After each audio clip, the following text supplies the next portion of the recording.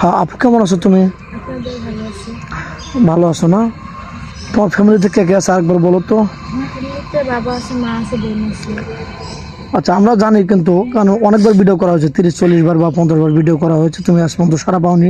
কিন্তু আমাদের নতুন দর্শক অ্যাড হয়, তারা জানে না, এই জন্য বারবার নাম এবং ঠিকানা বলতে হয়। এটা আমাদের নিয়ম। তো যাই হোক, তুমি ভালো আছো না? হ্যাঁ, ভালো আছে। আচ্ছা, তোমার উচ্চতার মান কতটুকু বলছিলে? 5 ফিট 4 ইঞ্চি? জি। তাহলে তো তোমার পুলিশের চাকরির কথা মানে অনায়াসে হয়েছে, মানে যাওয়ার কথা ছিল না, যদি টাকা পয়সা বা জি, টাকা পয়সা পুলিশের চাকরি যখন চান্স পাইছিলাম কিন্তু টাকা পয়সার জন্য পাইনি। বুঝতে পারছি। তাহলে তো খুবই কষ্টর ব্যাপার। তো যাই হোক, কোনো প্রবাসী ভাই তার দুটো বাচ্চা আছে, ওই দুটো বাচ্চার জন্য তোমাকে বিয়ে করতে চায়, তাদেরকে কি আগলে রাখতে পারবে? ইনশাআল্লাহ, কেন পারবো না? তার বাচ্চাই তো আমার বাচ্চাদের মতো আগলে রাখবো। আচ্ছা, তোমার জীবনে এমন ঘটনা হয় না যে তুমি বাজারে গেছো, মার্কেটে গেছো, কোনো বিয়ের অনুষ্ঠানে গেছো, তোমাকে হ্যাঁ, কোনো বাজে প্রস্তাব বা প্রেমের প্রস্তাব বাজে দিল?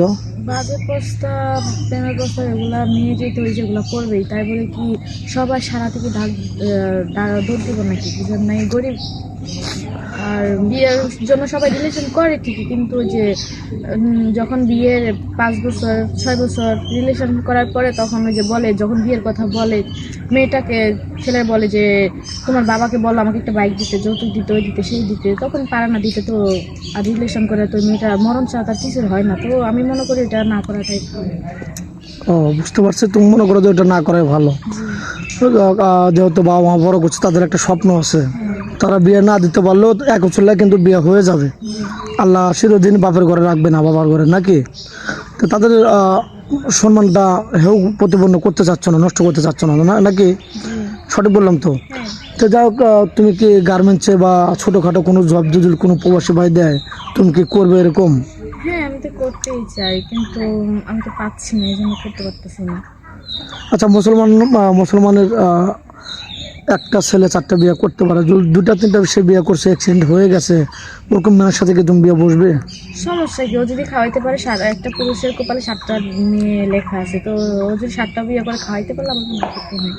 মানে তোমাকে 7টা না, সরি, 4টা পর্যন্ত বিয়ে করার রাইট আছে কোরআনে, 7টা পর্যন্ত নেই। তো যাই হোক, হয়তো ভুল বলছো, এটা নাথিং।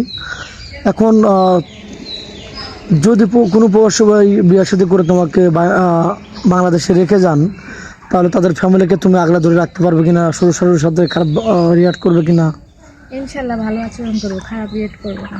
খারাপ খারাপ আচরণ করবে না তো? না। আচ্ছা, তোমাকে বিয়ে করে বাইরে রেখে গেলেন, তার একটা দেবর আছে, হয়তো তোমার বয়স হবে বা 12 বছর 15 বছর হবে, তার সাথে কি পরকে লিপ্ত হবে কিনা? কেন হব? আমার দেবর মানে আমার ছোট ভাইয়ের মতো, তো ভাইয়ের সাথে কি পরকে লিপ্ত হওয়া যায়? কারণ হচ্ছে যে স্বামী আসবে 3 বছর পরে, তোমার তো একটা চাহিদা আছে, সেটা ঠিক আছে, তোমার একটা আবেগ আছে, অনুভূতি আছে, তার সেটা সাথে শেয়ার করতে পারো, এটা করবে কিনা? সেটা ঠিক আছে, কিন্তু আমি যদি ছোটবেলা থেকে গত 18 বছর বয়স পর্যন্ত যদি নিজের ইয়েটাকে কন্ট্রোল করতে পারি, আর স্বামী আসবে 3 বছর 6 বছর পর্যন্ত, পারবো না কেন? ইনশাল্লাহ পারবো। যাই হোক, আমরা অনেক কথাই তুলে ধরলাম, সব কথা হয়তো তুলে ধরা হয় না, দর্শক বন্ধু ক্ষমা দৃষ্টিতে আমাদেরকে দেখবেন। তো যাই হোক, মেয়েটার কোনো ফোন নেই, আবারও বলছি, মেয়েটার কোনো ফোন নেই, কেউ ভিডিও কল দেবেন না, অডিও কল দেবেন, ভিডিও কল দিলে ব্লক করতে বাধ্য হবো।